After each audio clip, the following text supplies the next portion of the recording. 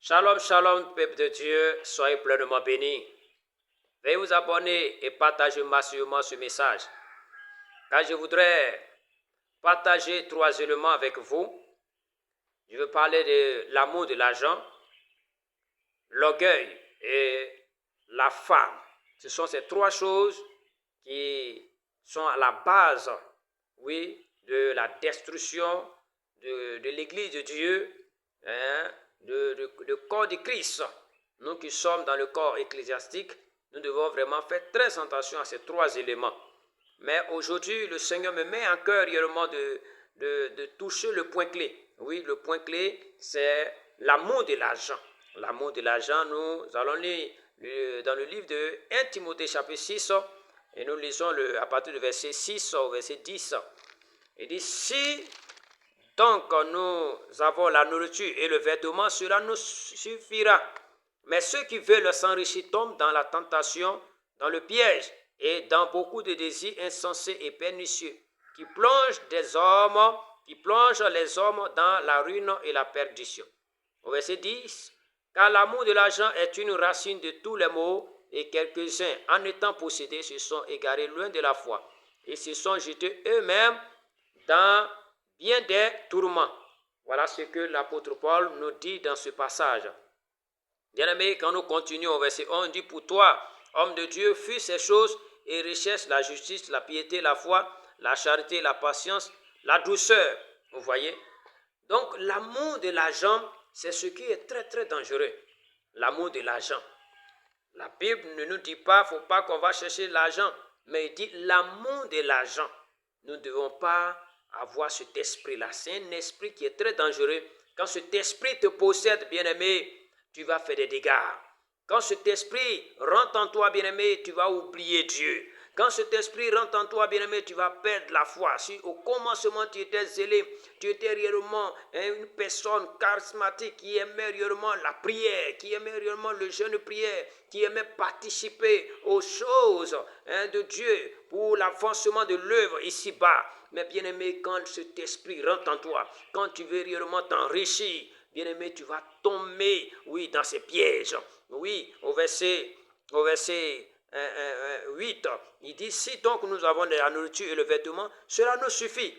Mais au verset 9, il dit, mais ceux qui veulent s'enrichir tombent dans la tentation et le piège et dans beaucoup de désirs insensés et pernicieux qui plongent les hommes dans la ruine et la perdition.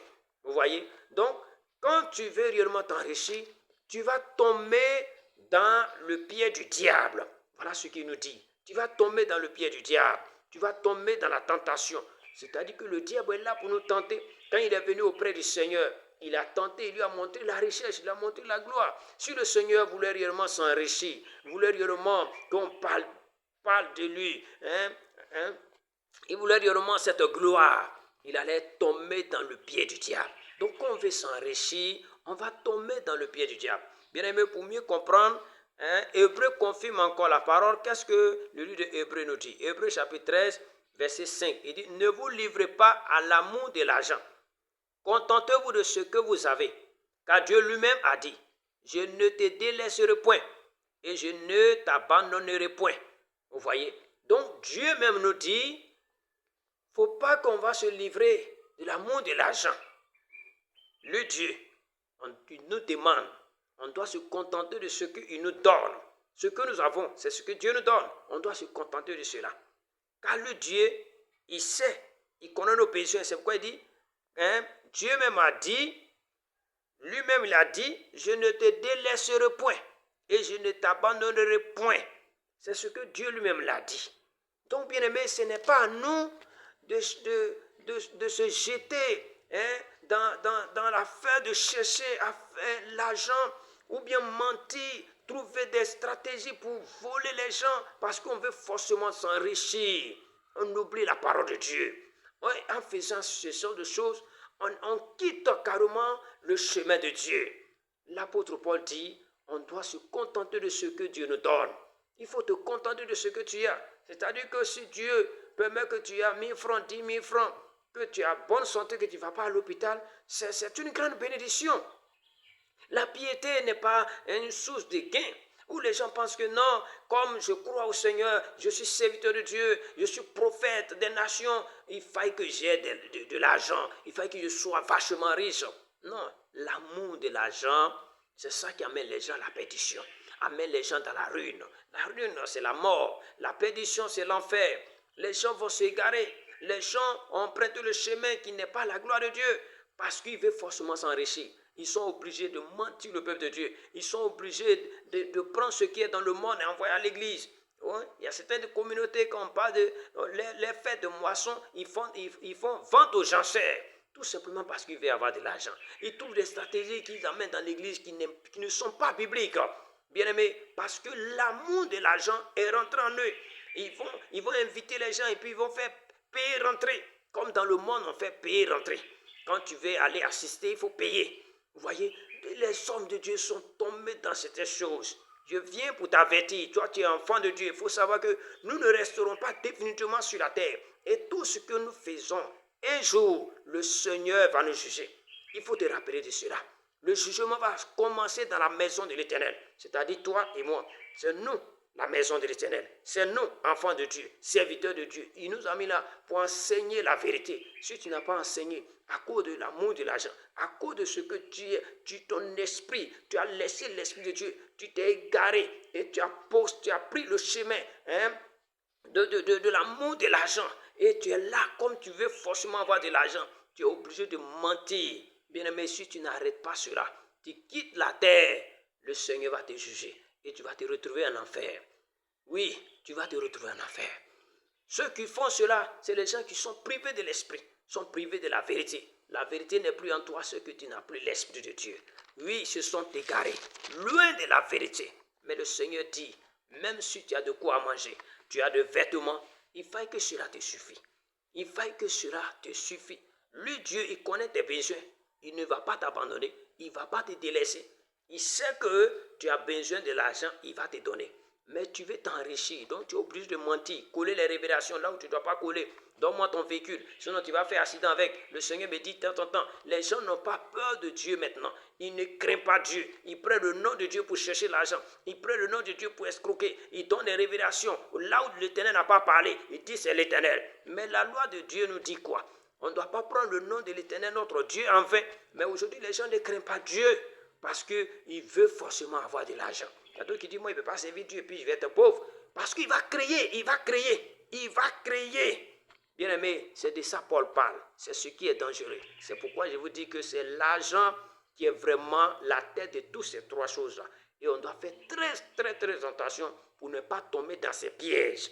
Pour ne pas tomber dans la tentation. Si tu veux t'enrichir, sache que tu vas réellement tomber dedans. Il faut te contenter de ce que Dieu te donne. Dieu, il sait à quel moment il va te donner la grande richesse. Dieu sait à quel moment il va te préparer à ça pour ne pas être orgueilleux. Parce que quand tu seras riche, tu seras orgueilleux. Donc si il ne t'a pas préparé, qu'il te donne, tu seras orgueilleux. Tu vas avoir beaucoup de femmes, vous voyez. Donc Dieu te prépare. C'est pourquoi il nous dit, contentez-vous de ce que vous avez. Ne vous livrez pas l'amour de l'argent. Quand tu n'es pas encore formé, et puis tu es là, ça fait danger qui est dans ta tête, bien aimé, tu vas échouer. Tu vas échouer, tu vas te retrouver en enfer. Alors toi, tu m'écoutes, ressaisis-toi.